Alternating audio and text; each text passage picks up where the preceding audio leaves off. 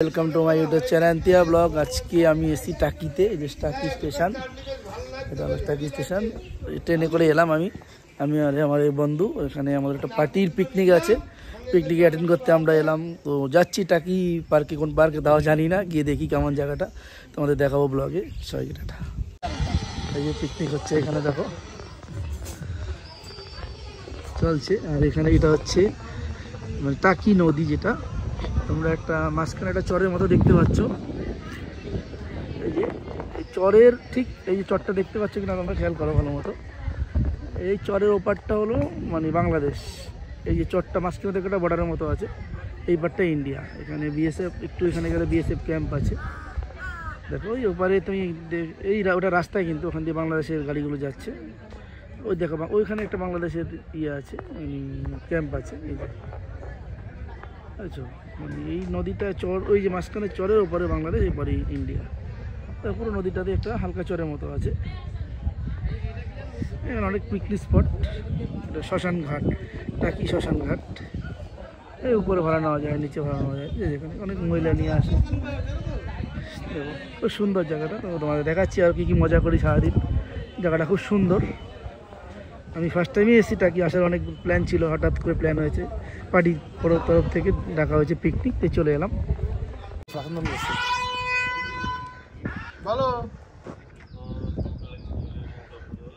এটা border side, এটা এসব সেনা ক্যাম্প।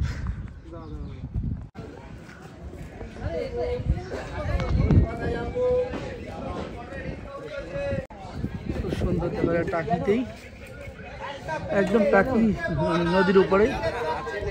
দেখো খুব সুন্দর, বসে বসে আড্ডা মারা যায়। প্লাস বিএসএফের অনেক ক্যাম্প আছে, কোনো 19-20 করলেই পিছনে দেখাতে ভুল করবে না। আর ওপারে হচ্ছে বাংলাদেশ। সুন্দর লেগেছে জায়গাটা আমার, ফার্স্ট টাইম এলাম। একটু গ্রাম সাইড, অনেক হোটেল আছে দেখলাম, অত ভিড়ও নেই, মোটামুটি ফাঁকাই। এটা হলো রূপসী বাংলা হোটেল লজ, রূপসী বাংলার গেট। অনেক হোটেল, একদম তোমার দেখো গঙ্গার পাড়ি হোটেলগুলো। রাস্তাঘাটটা খুব পরিষ্কার, খুব সুন্দর জায়গাটা, খুবই সুন্দর। মানে আমরা এদিকে আসি না, সবসময় আমরা দীঘা, মন্দারমণি এসব জায়গায় যাই। ওটা খুব সুন্দর, মানে কাছে ধারে, কলকাতার কাছে ধারে খুব সুন্দর একটা জায়গা। খাওয়ার দোকান সবই আছে, যেখানে রান্না করে দেয়, তুমি কিনে রান্না করতে পারো। সব দোকান আছে দীঘার মতো। দেখো বাইরে থেকে নিলে তুমি রান্না করতে পারো এইসব জায়গাগুলোতে।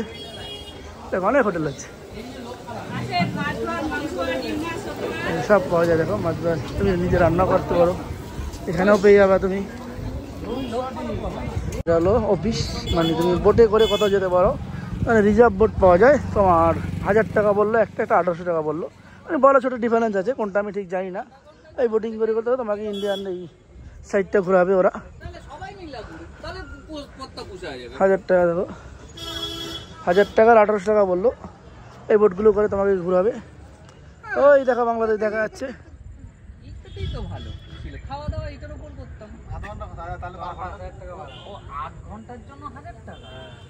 তুই কি ভাবছো, সারাদিনের জন্য 1000 টাকা? আমি তো ভাবছি 1000 টাকা মানে সবাই। চলো, আমাদের পিকনিকে রান্না বাড়ি হচ্ছে, চিকেন, আলু ফেলে কি করছে জানি না, সবই চলে এসছে। এদিকে দেখো রাইসটাও বসিয়ে দিয়েছে, আর পকোড়া হবে শুনলাম, আর ফুলকপি কিছু হবে, সবই দেখাবো খাওয়ার সময় তোমাদের।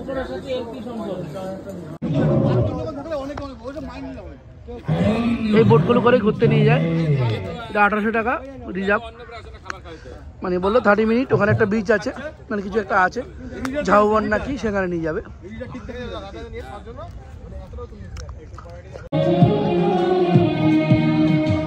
संभाला है मैंने बहुत अपने दिल को, संभाला है मैंने बहुत अपने दिल को, जुदा कर तेरा फिर भी मेरा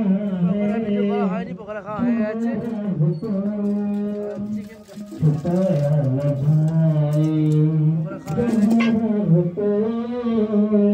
छुपाया न जाए।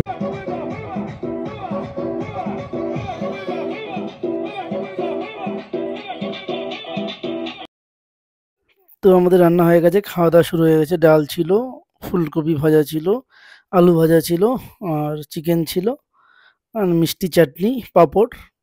তো আমরা খেতে থাকি, আর এখানে আমাদের ডান্স চলছে। ভিডিওটি যদি ভালো লাগে প্লিজ বন্ধুরা অবশ্যই লাইক, কমেন্ট, শেয়ার এবং সাবস্ক্রাইব করো। সবাইকে টাটা।